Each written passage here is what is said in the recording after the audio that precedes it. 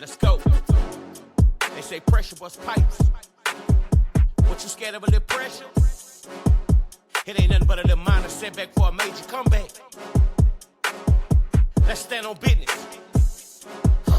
Feeling like you can't manage, no excuses. Valley can stand it, no excuse. Keep losing your balance, no excuse. Welcome back to another episode of the No Excuses Embrace the Challenge motivational platform. I'm Lee Toldson, aka Coach T, and on side of me is my lovely wife, Stephanie Toldson, owner of Align Counseling Services. This platform is for anyone who's looking for motivation. This is where a coach and a counselor come together and give you real life advice. Our podcast is only 10 to 25 minutes, and our whole goal is to impact. Before we get into today's episode, I want to give a huge shout out to T-Tyrant for making us an intro for our platform. If you're looking for an intro for your platform, DM him on Instagram at _Royal_Tyrant. Tyrant. Another shout out to my guys over at the King Teo Project. I just love what those guys are doing in the community to help the youth. If you're looking for more information, DM Ike Johnson on Instagram. And lastly, I want to give a shout out to my guy Seth, owner of Fit Right Athletics, for hooking me up with this dope gear. If you're looking for a trainer or somewhere to work out, DM Seth on Instagram at Fit Right Athletics. Now, let's get into today's episode. I'm excited about this. Last week, we talked about how success is a daily walk. Now we're going to talk about the ugly side of success. Some people don't want to see you be successful. And Steph, I think we both have experienced this at some point, having people in our life that don't want to see us be successful. Sometimes it's those so-called friends who prey on your downfall. You bring them in, you trust them. They smile in your face. They say they have your back. But honestly, a lot of times they're creating this chaos in the background that you can't really see. You know, they come to you and they act like they care, but behind the scenes is something totally different because they don't want you to be successful. And sometimes with that, they want what you have. And as a coach, I've been coaching for 17 years. I've experienced that. I've had some really good coaches, and I've had coaches that turned on me, who stabbed me in the back. And sometimes you don't want to see it because they're your friends or family, and you don't see it until it's too late. And then you have those drainers. Those are the ones who take your time, your access, your energy. And then with that, they never fill up your cup. You pour into them, you bring them in, you show them the rope. And instead of climbing with you, they take that same rope and try to bring you down, or they turn on you. And the honest truth about drainers, they don't want to grow. They don't have those dreams of taking first class. They're content of just being a coach because they don't want the work. They don't want the responsibilities. They don't want the risks, but they still want your time and energy. And if you allow those type of people to stay in your life, you're never going to reach your full potential. Drainers, they're good when you're struggling. They have a lot to talk about, but the minute that you decide to change, they get quiet. And that's not a true friend. Your true friends are the ones that challenge you. They tell you the truth. They push you forward and not backwards. Drainers, a lot of times, I want to see you happy. I have a good group of friends, guys that I've been knowing since school days.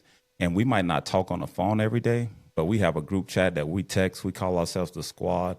And I know that those guys have my back during the hard times and the good times. I've seen it. When I had my heart attack in 2017, those guys were in the hospital with me, you know? And so those are the type of friends that you need around. You don't need those drainers or people that's only there when you're struggling. I have great family members who support me. You know, if I'm down, we support each other. If I'm up, we're supporting each other. Those are the type of people that you need surrounding you. You know, and this is a hard truth, but something about me and Steph, you know this about me. If you're someone who turn on me, have bad intentions, or you're a drainer, I don't need you in my life. I don't need to have a conversation. I don't need to ask why. I just separate myself because I know that if I allow that, I'm never going to reach my full potential. Like in episode 2, we talked about burnout. Those type of people will burn you out if you allow them to stay in your life. So my advice to anyone who is listening to this is to make sure, if you do have those drainers in your life, I know that it can be hard to separate yourself from family members or friends that you've been knowing for a long time, but they don't have your best interest because they don't want to go where you're trying to go. If you allow them to stay in your life, you're going to stay in the same place. You're never going to be able to move forward.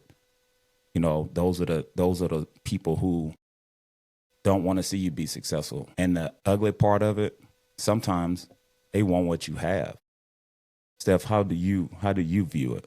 Yeah, this is kind of a hard topic because it like relates to our own personal experiences. And at the same time, Lee was going through kind of like a coach's breakup. I was going through a pretty big shift in my friendships. And I didn't realize how much, as my life was growing, certain people that I was surrounded with, they really didn't want to see me grow. And so there's a lot of different things I'm going to talk about today. And I'm going to get to friendship compatibility, because just like in a relationship compatibility with a partner, you have to have compatibility with your friendships. So I live by a different concept than Lee does. I trust everybody. I give everybody love and trust until they prove me wrong. I've gotten better with boundaries. Lee has really helped me understand that just because I like somebody or just because like I want to be a nice person doesn't mean that like that person is going to reciprocate that same energy. Because I kind of used to walk through life with this naive like mentality that everybody was just kind and loving, and that's just not the case. I think everyone has good in them, and I think everyone can reach their potential, but some people have their own blocks and belief systems that create them to stay stuck. So what we have to really be aware of is there are certain points in our life that we're going to attract different types of people.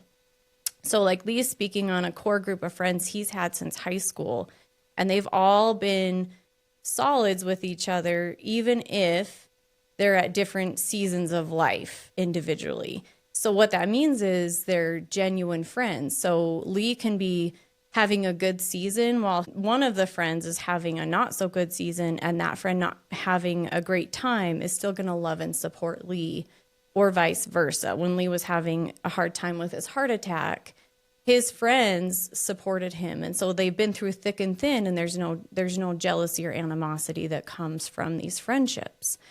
However, what you really want to be aware of is that sometimes, this actually happens way more than we realize, if you try to set a goal for yourself individually, and that goal is going to maybe activate insecurities in one of your friends or multiple friends in your friendship group, they're going to maybe start to project some of that insecurity onto you. So it can come in the form of joking about some of the goals you've set for yourself, putting you down, trying hard to make it about them. So for instance, if you have a goal to maybe like get into fitness and you start to go to a gym or you start to eat healthier and take care of your body, maybe some of these friends that you're surrounded with could start to make comments that, why are you doing that? Like, I could never do that. That looks so dumb. How lame, because you're activating an insecurity in them. So you have to be really careful with boundaries. If you're going to maintain closeness with that friendship group, you have to be prepared for the pushback where it can get worse before it gets better, or you have to make a decision to have to walk away from people. And what that means is grief that is going to ensue from that friendship breakup, because I don't think that's talked about enough, especially when you're super close to somebody at certain points in your life. To walk away from that means you're going to have to grieve the loss of that person and come to a reality of they probably aren't the person maybe you thought they were at a certain point when you were at maybe a lower energy or kind of in a bad part in your life. Maybe they were that person you thought they were, but like I said, as you start to grow, those insecurities get activated, and that can bring out a part of them you aren't quite prepared to be honest with yourself about. So friendship compatibility is kind of this concept that You have to really evaluate, are my friendships around me compatible with the person I want to become or the person I am right now? So if they are, great. But if not, what do you need to change, or what do you need to start to set boundaries around so that maybe you aren't so drained when you're around certain people? If you don't want to fully walk away, can you maybe start to set boundaries? So for another example, sometimes people will get together and just have like complain sessions about like their partner. And so that's an energy drainer. You're not actually getting together and growing and building each other up. You're just sitting around complaining about life or your partner. And if you're noticing that's draining you, maybe evaluate, what can I do to start to maybe redirect the conversation, or just honestly confront that this isn't actually helping anyone grow, and confront their issues with their partner directly. I don't know if Lee's ever experienced that. I know I've experienced that before, and it got to a point where I'm like, this isn't serving anyone. So I had to, again, friendship shifting. It really brought me to a place of realizing I can love people, but I can love people from a distance, and I can be friends with people, but I have to be really selective of the people I'm going to be friends with. So I live by this concept still of, I'm going to give people my trust and I'm going to be friendly, but I'm not going to be friends with everybody. I have literally two best friends. One is my little sister. She's been my best friend for years. And then another best friend, her name is Brianna.